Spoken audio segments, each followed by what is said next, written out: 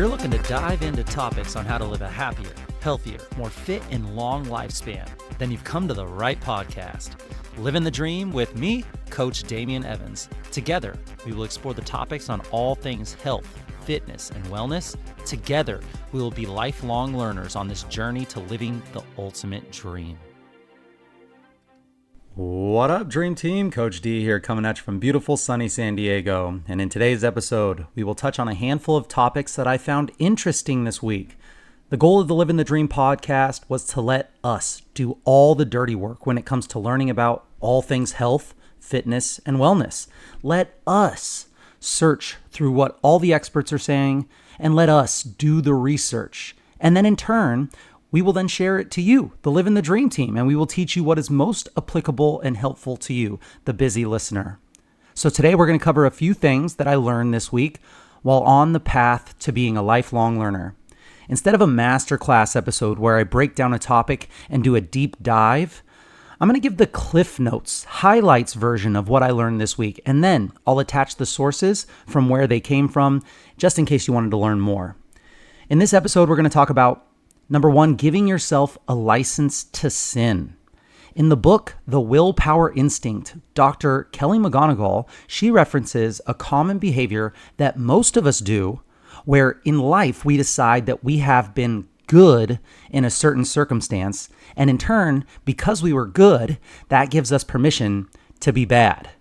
Dr. McGonigal explores the concept of the license to sin and how being good can actually give people permission to behave badly.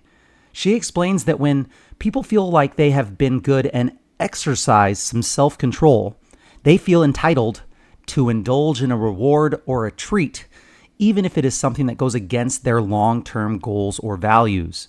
We then tie all that into an interview that neuroscientist Professor Andrew Huberman had on my favorite podcast, The Model Health Show with Shawn Stevenson, where they discussed how to achieve the holy grail of life.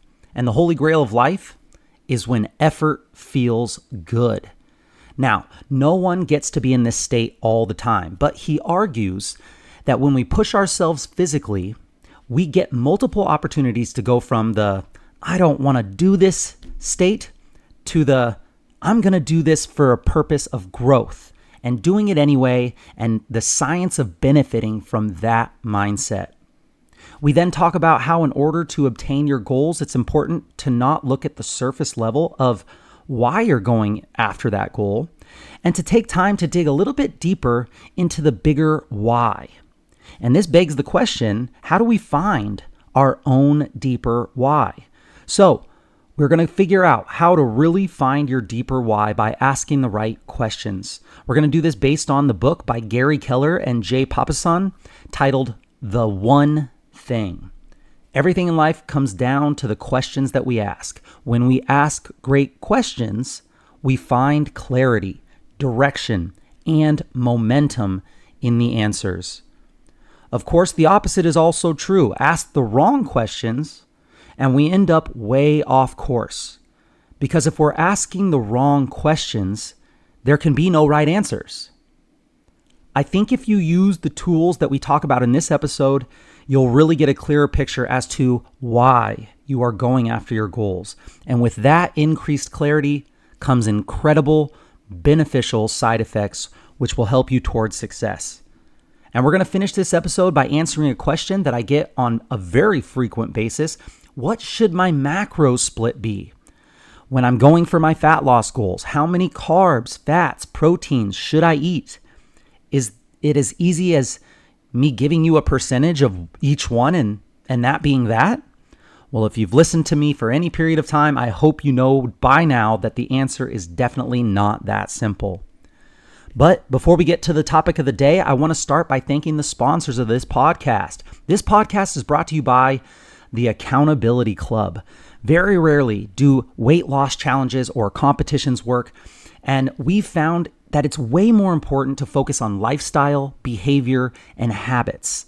The Accountability Club follows along with the 52 Livin the Dream minisodes, one at a time. We set small, attainable goals, and the club holds every single person accountable through public tracking, through a group communication thread, And we also sprinkle in a little bit of human psychology to get some skin in the game. We open up room for new club members every Monday. So if this sounds like something that would interest you, you don't have to be a member at our gym. You don't have to be in San Diego. Send me a message and I'll send you some more info on how to start. Thank you, Accountability Club, for sponsoring this episode. Another one of our sponsors is the music app Brain FM. Use Brain FM's functional music to help you focus, relax, meditate, and even sleep better, using cutting-edge neuroscience to get the results you're after. I've used Brain FM for years before I partnered with them. I truly believe in their product. I use it anytime that I'm creating an episode for this podcast. I also listen to their deep sleep music every single night. My Oura Ring tracks my sleep data and the difference is noticeable. So download the app on your app store and use the discount code CoachDamien_SD. All one word, CoachDamien_SD, to try the app for a free month and a discount off of your first month if you decide to continue with your subscription. And this week's 5-star review comes from Ben P. Ben P says, recently discovered the Livin the Dream podcast and I'm really enjoying it.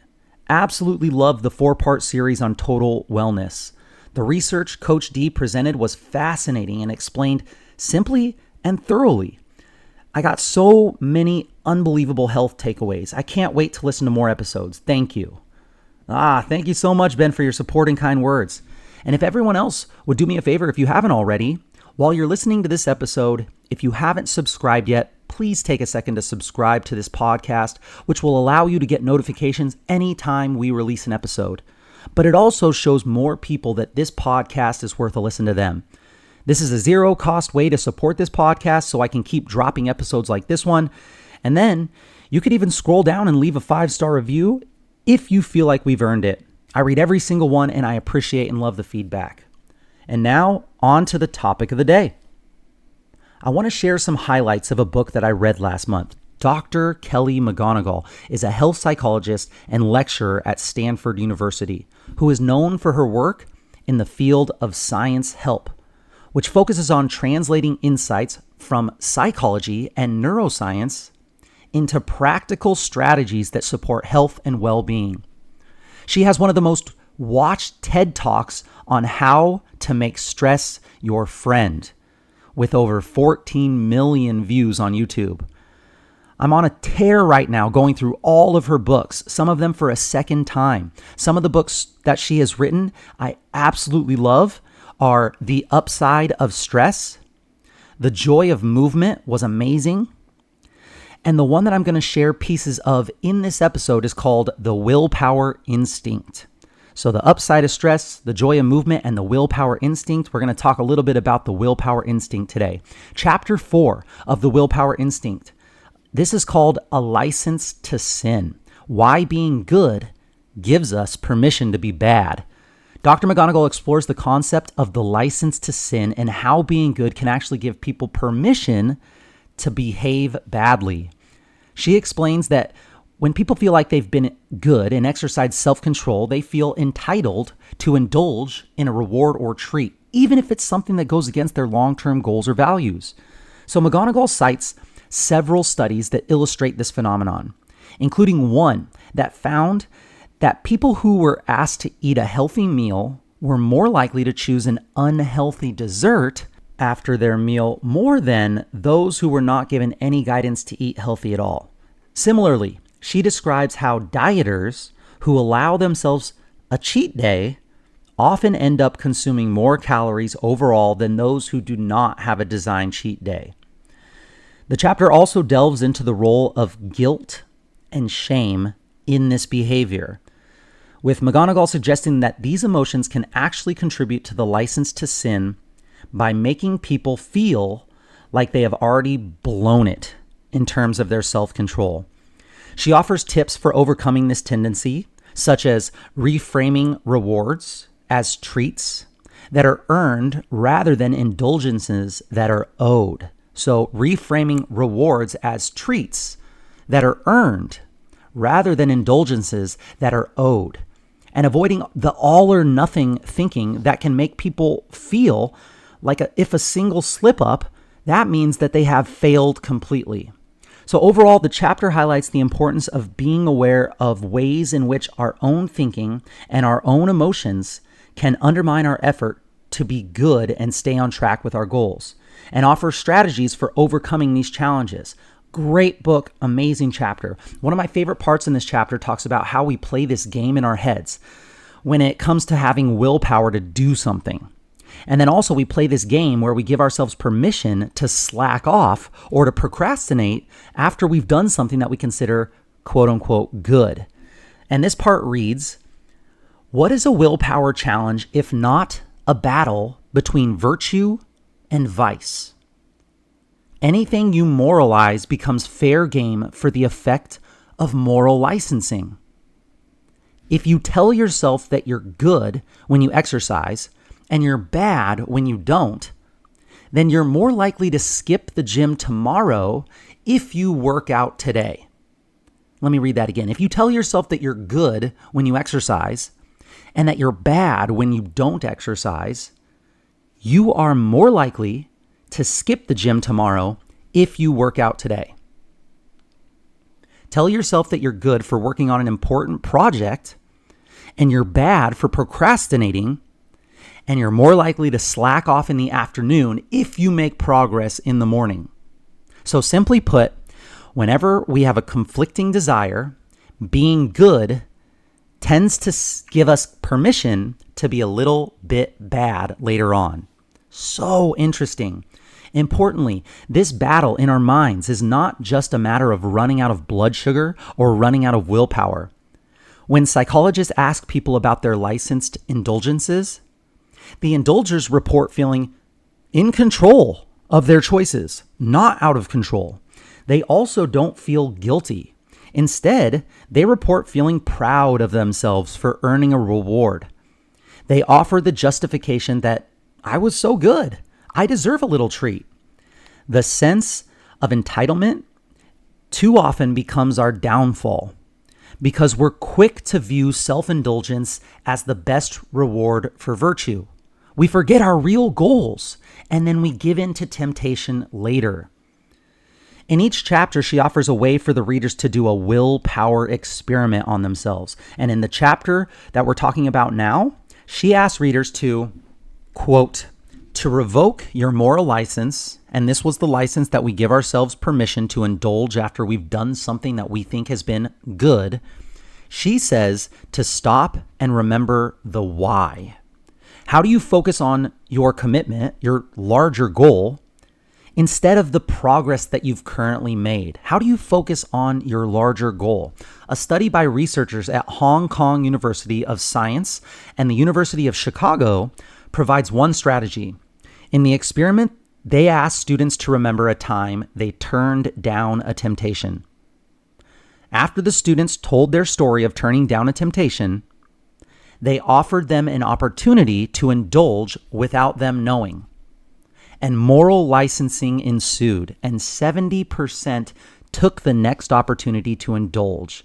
So they asked them to just think about a time that they turned down a temptation. And then they offered them something to indulge. 70% of the time after thinking about turning down a temptation, they took the opportunity to indulge. But when they asked another group of students a different question, they asked the participants to remember why they had resisted the temptation, the big why they had said no, the why behind the reason they resisted, and then the licensing effect disappeared.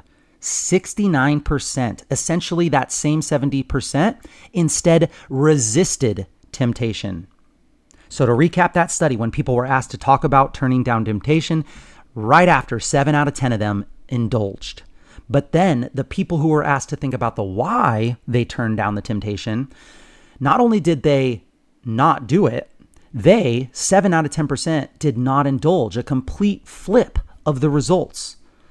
Like magic, the researchers have discovered a simple way to boost self-control and help the students make a choice consistent with their overall goals. Remembering the why works because it has changed how you feel about the reward of self-indulgence.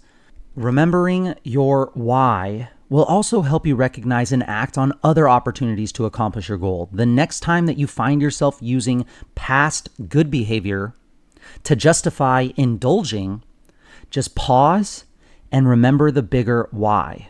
Wow, that is so powerful. Then Professor McGonigal offers a huge hack that I wrote down, highlighted and starred.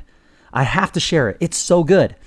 Behavioral economist Howard Rachlin proposes an interesting trick for overcoming the problem of always starting a change tomorrow. I'm just going to start tomorrow. I'm just going to start on Monday.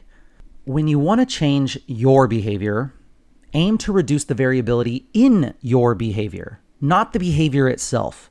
For example, he has shown that smokers who are asked to try to smoke the same number of cigarettes every day, instead of asking them to reduce their cigarettes, they are asked to try and smoke the same number of cigarettes that they usually smoke. These smokers actually gradually decrease their overall smoking, even when they are explicitly told not to try to smoke less. What's going on here? Rachlin argues that this works because the smokers are deprived of their usual cognitive crutch of pretending that tomorrow will be different. And here's why. In this scenario, essentially these smokers have to consider that every cigarette they smoke now becomes not just one more smoke today, but also one more smoke tomorrow, and the day after that, and the day after that. This adds new weight to every cigarette that they smoke, and it makes it so much harder to deny the health consequences of a single smoke. So now we can apply Rachlin's advice to our own willpower challenge this week. The mental hack is this: aim to reduce the variability of your behavior day to day. And you do this by viewing every choice you make as a commitment to all future choices. So instead of asking, do I want this candy bar now? Instead ask yourself, do I want the consequences of eating a candy bar every afternoon, every single day for the next year? Or if you've been putting something off that you know you should do, procrastinating, instead of asking, would I rather do this today or tomorrow? Instead ask yourself, do I really want the consequences of always putting this task off? I thought that this was so brilliant. What a way to change our mindset to really understand the importance, the consequences, the long-term results of our daily decisions. I'm for sure using this hack. I want to combine this message with Dr. Kelly McGonigal's book, The Willpower Instinct, with this clip from Professor Andrew Huberman from the interview that he did on the Model Health Show with Shawn Stevenson.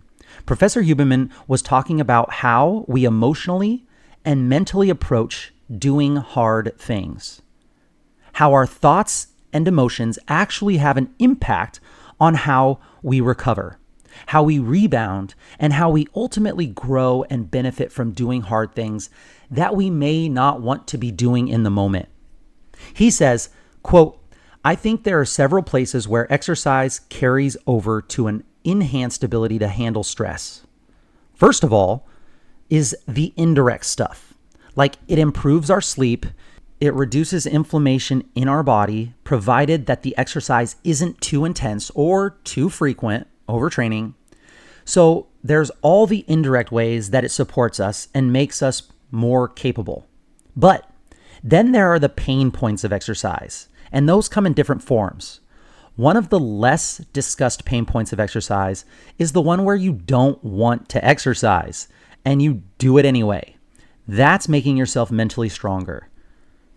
And here I'm sort of paraphrasing and in a much less entertaining way than the great David Goggins. A lot of what David is all about is taking yourself from way back on your heels. You don't want to get out of bed, you don't want to do something, and then getting into that forward center of mass. That is a very valuable brain function, to be able to take yourself from a place of, I don't want to do it at all, it's the last thing that I want to do, and move to, I'm going to lean into this. And that carries over. And then the other one is the pain that you experience itself, the burning of your lungs, the building of the lactic acid, the straining over a heavy rep. And there, your actual thoughts about what you're doing in that moment are so important. I'm here because I chose to be here. I might not want to be, but I chose to be. And those are two different things. I chose to be here. No one is forcing me to do this. I don't have a gun to my head. I'm doing this because I know that this will benefit me over time. Over time, that will change your relationship to effort. And the holy grail of life is when effort feels good. And no one gets to be in that state all the time. But I think that when we push ourselves physically, we get multiple opportunities to go from the I don't want to do this to doing it anyway and benefiting from that mindset. And you have to remember to reward yourself correctly. The reward should not be in the form of an external reward. It's tempting to say, I'm going to reward myself with a meal or a treat. But the reward should be one that you give yourself mentally. Because when you start to give yourself external rewards, you're teaching your brain that rewards only come from the outside. But when you give yourself internal rewards, you can even make this something like a 1-minute meditation practice at the end of a particularly hard cold shower or hard workout or whatever the challenging task was. You sit there and you tell yourself, this is good for me. This is benefiting me. What I just did was great for my health, great for my goals. Those messages, I know, it sounds a little hokey, it sounds a little cheesy, but they help reinforce everything that you just went through as a good thing. It actually makes the way that your body rebounds from that stress chemically, physiologically, it makes more beneficial than if you had gone through that cold shower or that workout and had thoughts of distress and suffering and, oh, this sucked, and oh, I'm glad that's over, and oh, I wish I hadn't done that. Don't you find that absolutely insane? But it makes so much sense if we really consider how our brains and our bodies work in tandem. Man, love that. If we circle back to Dr. McGonagall's tip of going back to your deeper why, some of you may have been thinking, you may not know your deeper why or your current why. Maybe your current why is a little more surface level and you need to do some digging. Something like, I just want to lose weight, or I want to get stronger, or I want to be healthier. These are all surface level with very little direction, not super measurable.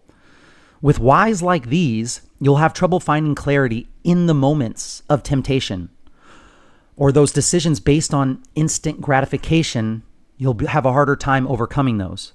So let's figure out how to really find your deeper why by asking the right questions. We are going to do this based on the book by Gary Keller and Jay Papasan titled The One Thing. Everything in life comes down to the questions that we ask. When we ask great questions, we find clarity, direction, and momentum in the answers. Of course, the opposite is also true. Ask the wrong questions, and we end up way off course. Because if we're asking the wrong questions, there can be no right answers. It's a big claim to say that everything in life revolves around questions. But it's true. The quality of our lives come down to the decisions we make and the actions we take, which are a result of the questions that we choose to ask. As Gary Keller and Jay Papasan said in their book, The One Thing, quote, how we phrase the questions we ask ourselves determines the answers that eventually become our life, unquote. That means that learning to ask good questions is a crucial part of building lives that we love and that we find fulfilling. It's easier said than done, but if we want to create extraordinary lives, we need to be intentional and deliberate about making time to ask ourselves exceptional questions. We need to find a way to do this without distraction or other people's priorities getting in the way. This is why time management is so important. It's the only way we can ensure we have time to ask good questions, which is often what separates extraordinary lives from ordinary ones. But learning to manage our time can only happen when we stop what we've been doing and make space to ask ourselves one key question.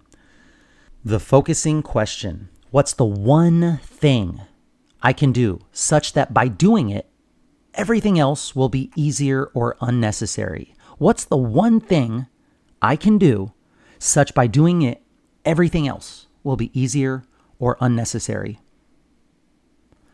The focusing question works well because it's structured in a very specific way. It leads you to one thing to do. Not a few, not a list, just one. It makes you choose something that you can do, not something that you'd like to do or be able to do or that you think you should do. One thing you can actually act on, whether it's on a small or large scale. Finally, it creates a discrete set of actions for you. If everything else is easier or irrelevant once you've done it, then there's an end point. You can stop. You can take a step back and reassess each time you complete your one thing. This is how extraordinary results happen. This tight feedback loop and constant examination of your actions and outcomes. So powerful. Now remember that the focusing question is not an existential one. It's not an existential question. It's about helping us find the first domino to knock over so that all our following actions go down easier. I'm going to say that again. Remember, the one focusing question is not an existential one. It's about helping us find the first domino to knock over so that all of our following actions go down easier. When we're having trouble finding an answer to the focusing question, it might be because we're not clear on what we really want to achieve in life, or because we find ourselves at a crossroads. And in that case, we need to reassess our direction. In that case, there are other questions to ask yourself.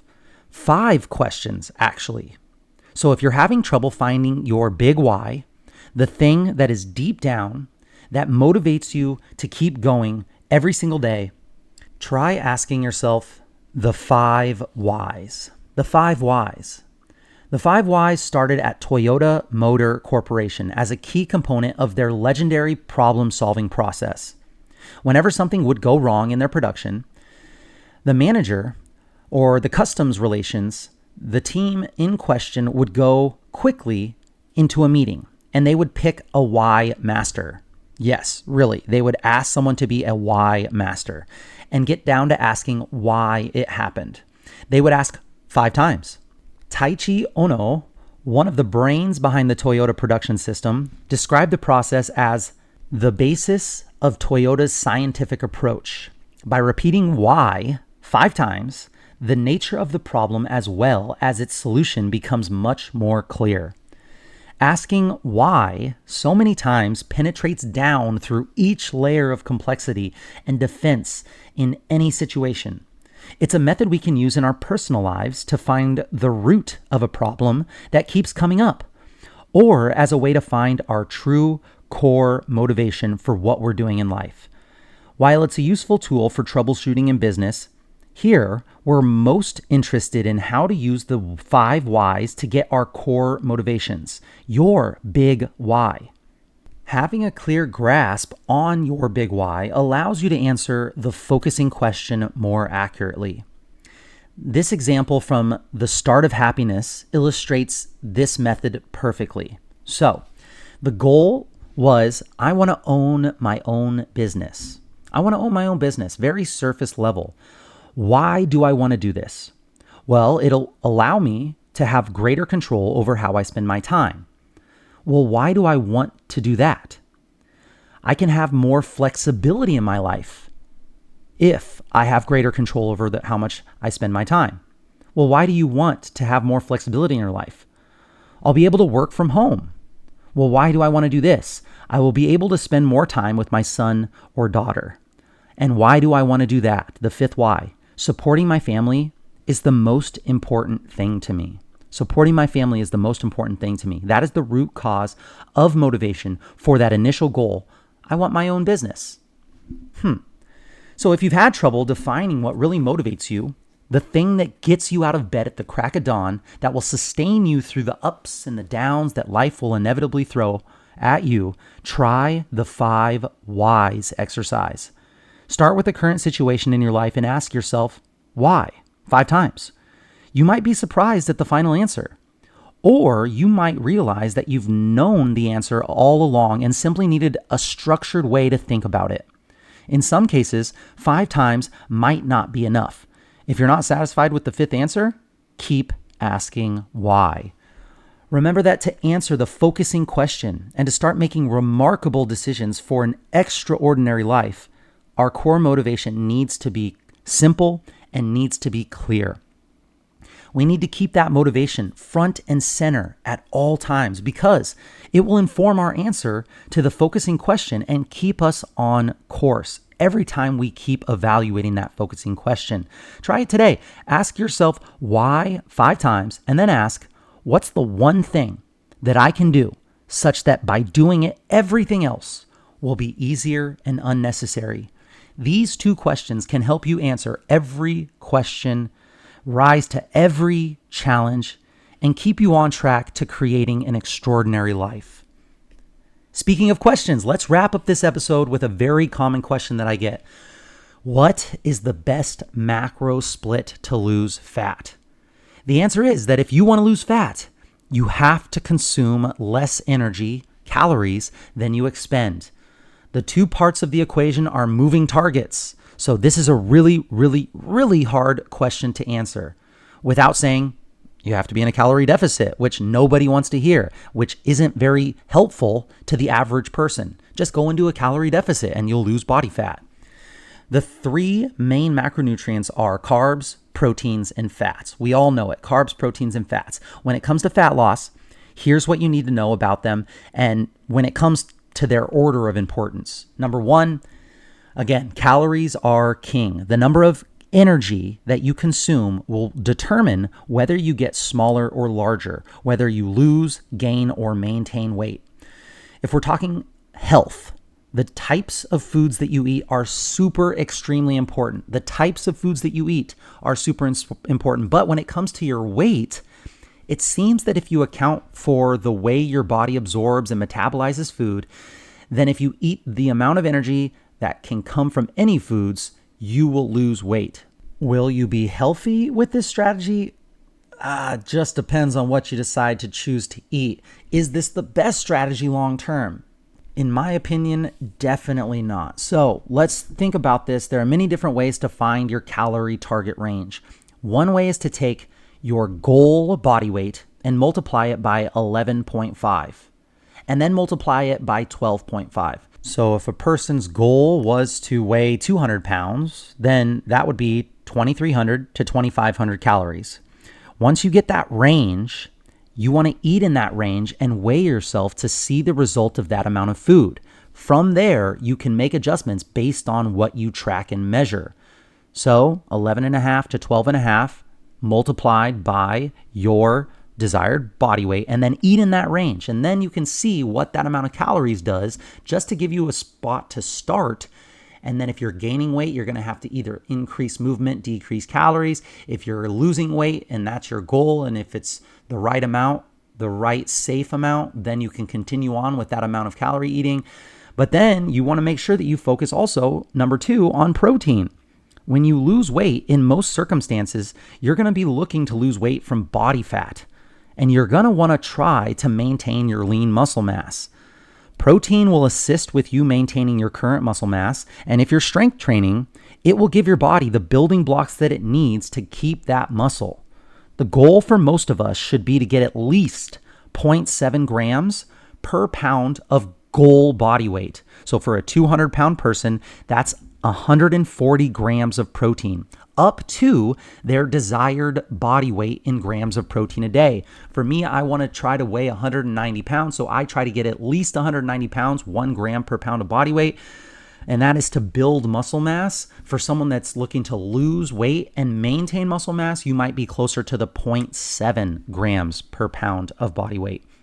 Number 3, your carbs and your fats. What should we do with the carbs and fats? Well, these can be allocated to whatever your preference is and whatever your lifestyle is, and even whatever your preferred movement/exercise type is. If you want more carbs in your diet, have more carbs. If you want more fats in your diet, then eat more fats, as long as your calories and your protein are in check. If you're hitting those goals and you're in a calorie deficit, then carbs and fats can fall wherever you prefer, and you'll still lose body fat. Now, if you're someone that loves high intensity interval training and you're always at a 10 out of 10 when you exercise, you're a go, go, go type of person, you may want to shift your carb to fat split to a little bit higher carbs. And on the flip side, if you're more of a longer, slower type of mover like hiking or lots of steps per day, then you may want to try to shift your ratio to a little higher healthy fats. Now, honestly, when it comes to tracking calories and macros, I've helped my fair share of people track, and it's not easy, especially when you start. It's very tedious. It gets easier as you go. It's definitely not for everyone. There are much bigger levers to pull if you want to start higher level. Things like getting better sleep. We've talked about this before. Things like making sure you get 1 to 2 servings of animal-based protein at every meal without having to track how much protein it is. As long as you get 1 to 2 servings of animal-based protein at each meal. And then things like moving your body after each of your bigger meals, moving for at least 10 minutes. And things like minimizing liquid calories and maximizing your fruits and your vegetables. You could also think about your environment, things like setting up your environment to help you with these lifestyle behavior changes. And we could go on and on with these bigger levers to pull without having to track. But if you are tracking and you're finding that you're not losing weight, if you think you're in a calorie deficit and still gaining weight, then by definition, you're not in a calorie deficit. There are 2 sides of this equation, and they're moving targets. Calories in, what you consume, and calories out, what your body burns. They're so complex. The variables in this equation are as complex as the cosmos and the universe and our human brain. So complex as the human metabolism. So what does a person do? 3 things that I believe you should do in order to be successful if you do go on this tracking route. Number 1, be patient. People will overestimate how hard this journey is going to be, but they underestimate how long it's going to take. People think it's going to take much more concerted effort, a much higher level of willpower and discipline and dedication than it actually will. But they by far underestimate what they can accomplish in a year or 3 years. You can't get much done in a week, but relentless consistency over 52 weeks? Man, a little compounded with a little over time becomes a lot. So be patient. For those of you just starting, you're going to go through the first 2 weeks and you may find that nothing is happening. You may even say, what the hell am I doing here? This isn't working. You must be patient. I've had people say, I'm only down 2 pounds in 2 weeks. Yeah, that means it's working. Stay on course. Stay the course. To get to where you currently are, you've probably gone years and years with behaviors and habits and actions that have gotten you to this moment right now. You walked into this metaphorical forest pretty deep. It's going to take some time to walk your way back out and find a different path to take and continue on. Be patient. Number 2, let's say you don't know if you're in a calorie deficit or how to even get there. Super common and super understandable. It's a hard process to figure out. This will take sacrifice, this will take effort, and this will take time to get you there. Are you writing it down in a journal? Are you using a tracking app? What gets tracked gets measured, and what gets measured gets managed. The more accurate you are at tracking, the more accurate your data is going to be. The better educated decisions that you can then make to move the data in the direction that you want. Are you weighing and measuring your foods on a food scale? I follow some of the smartest nutritional experts in the world. I listen to them for hours and hours every single week.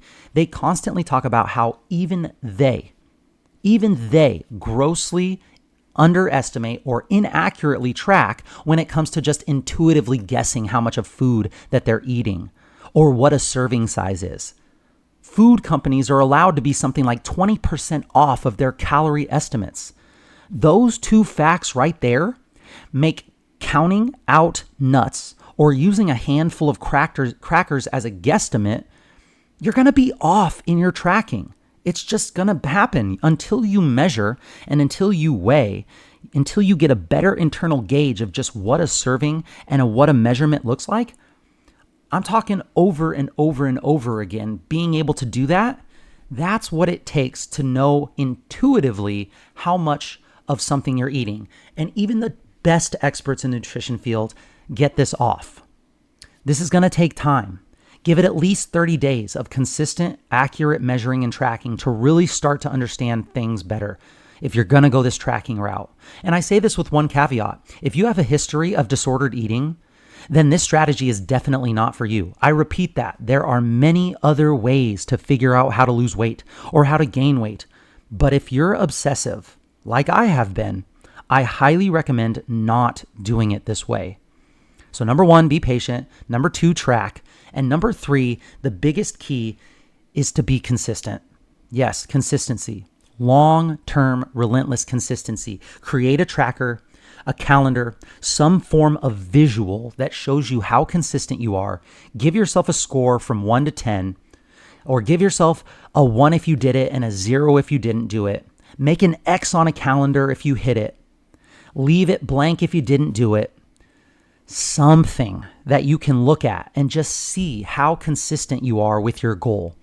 How consistent have you been with your tracking? How many days did you hit your target goals? Shoot for at least 80% consistency and be competitive with yourself. If you hit 80% last month, try to get 82% this month. Make sure you leave 5 to 15% for some days where you may be filling other buckets of health. I say that again. Don't shoot for 100% because when you do, when you fall off, when you miss a day, stats show you'll fall off really hard. So leave yourself 5 to 15% of your days where you're going to be filling other buckets of health, social, emotional, spiritual. But you'll probably notice that life throws you those days where you fall off and you didn't plan for them. And having this 5 to 15% buffer helps you plan for them. So patience, awareness, and consistency. The holy trinity of success: patience, awareness, and consistency.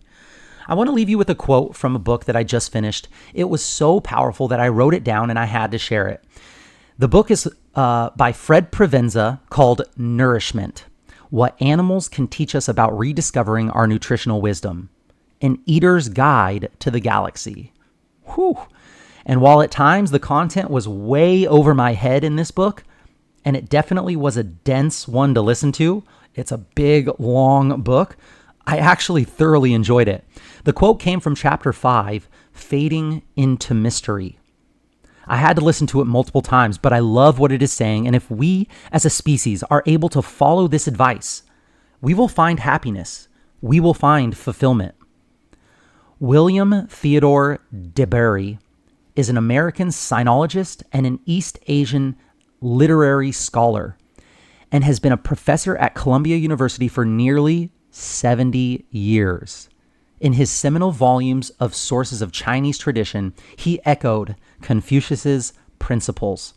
The quote reads, "The ancients who wished to clearly exemplify illustrious virtue throughout the world would first set up good government in their states. Wishing to govern well their states, they would first regulate their families. Wishing to regulate their families, they would first cultivate their persons. Wishing to cultivate their persons, they would first rectify their minds. Wishing to rectify their minds, they would first seek sincerity in their thoughts. Wishing for sincerity in their thoughts, they would first extend their knowledge. And the extension of knowledge lay in the investigation of things.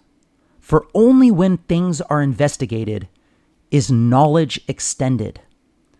Only when our knowledge is extended are thoughts sincere. Only when thoughts are sincere are minds rectified. Only when our minds are rectified, our persons are cultivated. And only when our persons are cultivated, our families are regulated. Only when our families are regulated are our states well governed. And only when our states are well governed is there peace in the world. End quote. Whew. What I got from that? Work on yourself first. Work to gain as much knowledge as you can. Then work from small to large. First family, then your community, then the state, then the world. It starts with us, working on ourselves, friends, which I'm preaching to the choir because that's exactly what this Livin the Dream team is doing. I am so grateful that I am a part of this with you and that you are a part of this with me. And that's it, my friends, for this week's episode. Each week, we will be focusing on sharing information that will help you with your health, fitness, and wellness journey. Share the knowledge that you gain with your friends and family and hold each other accountable. If you enjoyed this content, it helps a ton if you could post on your social media stories a screenshot of this episode with just one takeaway that you learned. And make sure that you tag me and share your journey. Tag me at livingthedream_podcast or at coachdamian_SD and let us know how this episode benefited you. Let us know what we missed. Let us know what we got wrong. Tell us how you feel about giving yourself a license to sin. Or if you found success or struggles with finding the holy grail of life and making effort feel good. Have you found your deeper why? Did you use the one thing question strategy to help you? Tell us if you have found a good strategy when it comes to your macros and losing body fat. We want to hear from you. Message us if you have any suggestions or tips that will help your Livin the Dream team on the next future episodes. And I will be right here with you, working on making us stronger, happier, and healthier humans. Until next time, friends, keep living the dream.